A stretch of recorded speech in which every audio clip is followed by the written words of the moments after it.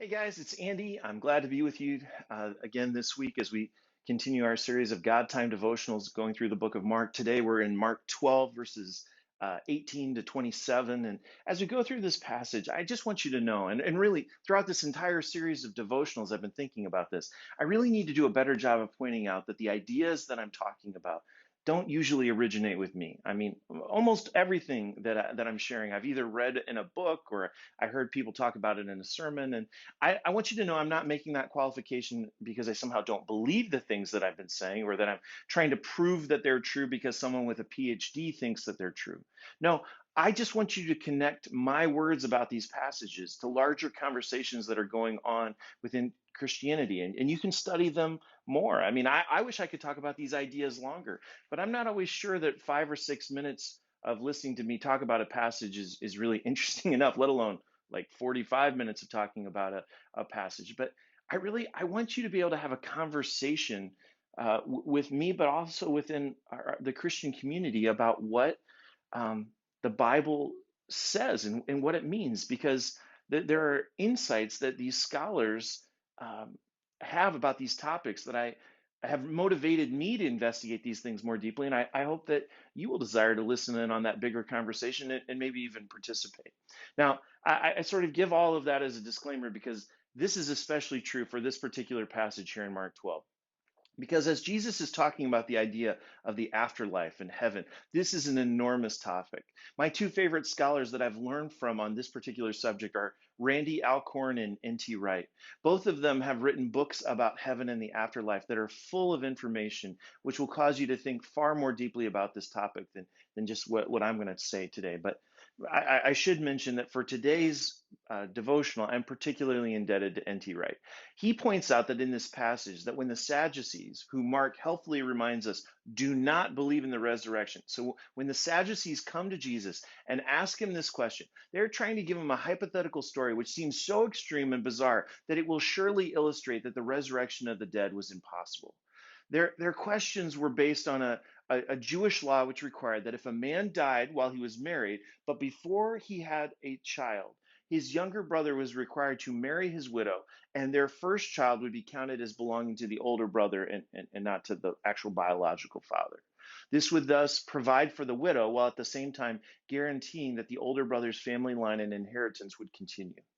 Now, the Sadducees want to know in the afterlife if seven men who were all married to the same woman here on earth, like Jesus, who of these seven men is going to be married to her in heaven?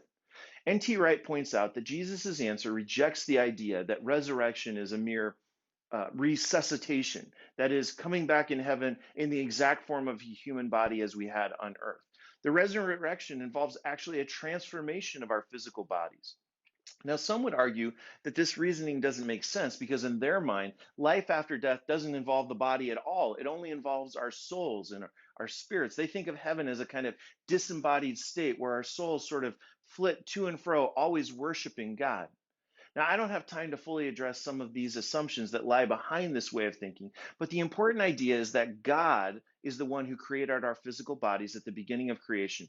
And based on what the Bible says, I don't think there's any reason to believe that at the end of creation, all of this physicalness that God made is simply going to go away. Remember, before sin ever came into the world, God said that what he had made was good. And when he made humanity, when he made Adam, he said what he had made was very good.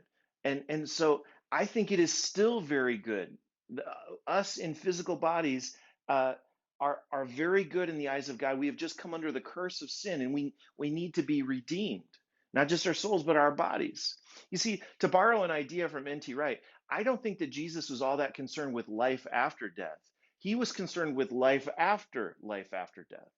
Jesus wanted us to understand what's going to happen after the day of judgment when the final resurrection takes place. Jesus says that when we get to that final day, we're not going to be concerned with things like marriage. And in so doing, he rejects the premise of the Sadducees' question. He says that those who are resurrected will be like angels who aren't concerned with trying to continue their family line because they understand we're going to live forever with God. Now, as I say those words from Jesus, that there won't be marriage in heaven, I'm keenly aware that for some people, this would constitute a real disappointment. I remember talking about this idea with my Nana. My papa died when I was a little boy, and my Nana lived as a widow for more than 3 decades before she passed away. She was concerned that when she got to heaven, if marriage didn't exist, then she would have lost something with my papa that was very important to her, a special love that exists between a husband and a wife. She had held on to that love on earth for a long time, and she was worried. Was I saying that she would lose it in heaven? She was concerned. Would she even recognize papa? Would he recognize her? Well, I think it's important to remember that when Jesus was resurrected, he possessed a body just like he had before he died. Jesus wasn't just a disembodied spirit like some sort of ghost, which is exactly what some of the first people who saw Jesus in the Gospels thought that he might be. They thought he might be a ghost, but then they realized he had flesh and bones. He could walk, he could eat. Now, sure, his body was different than it had been before. It had been transformed in such a way that he could now walk through walls, he could disappear. But what I told my Nana and what encouraged her and was that I think it is significant that Jesus' disciples were capable of recognizing him. They couldn't believe it, but when they heard his voice, they knew it was him. They knew Jesus was alive. Paul says in 1 Corinthians 15:20 and following that Jesus' resurrected body is the first fruits of the bodies that we as his followers are going to have. When we get to heaven, I'm confident that we're going to recognize those that we loved here on earth. We might not have things like marriage, but that doesn't mean that we aren't going to have relationships. We're going to be able to love each other, and most of all, we will never have to worry about losing those we love because death is not part of the future reality that God has prepared for those that love him. As Jesus said, he is not the God of the dead, but the God of the living. God bless you guys. I hope you have a great day.